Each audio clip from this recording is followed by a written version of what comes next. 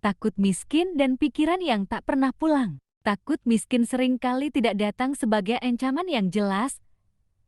Ia jarang muncul dalam bentuk laparan hari ini atau dompet kosong sepenuhnya. Yang lebih sering, ia hadir sebagai suara kecil di kepala, mempertanyakan masa depan, mencurigai setiap kelegaan, dan menolak rasa aman yang sebenarnya sedang kita miliki. Ketakutan ini membuat banyak orang terus menyiapkan diri untuk sesuatu yang belum tentu terjadi. Kita menabung bukan hanya uang, tapi juga kecemasan. Kita bekerja bukan hanya untuk hidup, tapi untuk menenangkan rasa takut yang tak pernah benar-benar pergi. Di titik tertentu, hidup terasa seperti jeda panjang sebelum krisis yang kita bayangkan sendiri. Masalahnya, kesehatan jiwa jarang ikut dihitung sebagai biaya dari ketakutan itu. Takut miskin membuat pikiran terus siaga, tidak pernah betul-betul istirahat.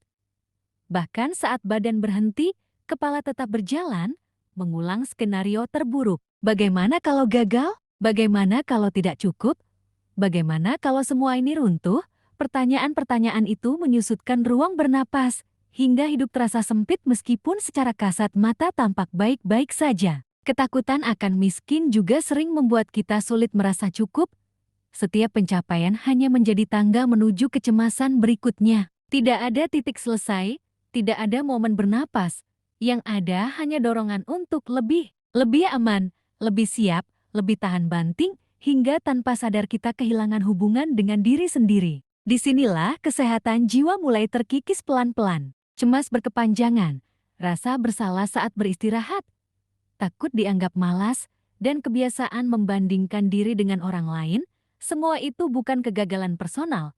Ia adalah respons wajar dari sistem yang keras, dari pengalaman hidup yang pernah kekurangan, atau dari ketidakpastian yang terus diwariskan dari satu generasi ke generasi berikutnya. Merawat kesehatan jiwa bukan berarti mengabaikan realitas ekonomi. Justru sebaliknya, ia membantu kita menghadapi realitas itu dengan lebih jujur dan manusiawi. Dengan mengakui bahwa aman secara mental sama pentingnya dengan aman secara finansial. Bahwa istirahat bukan kemewahan.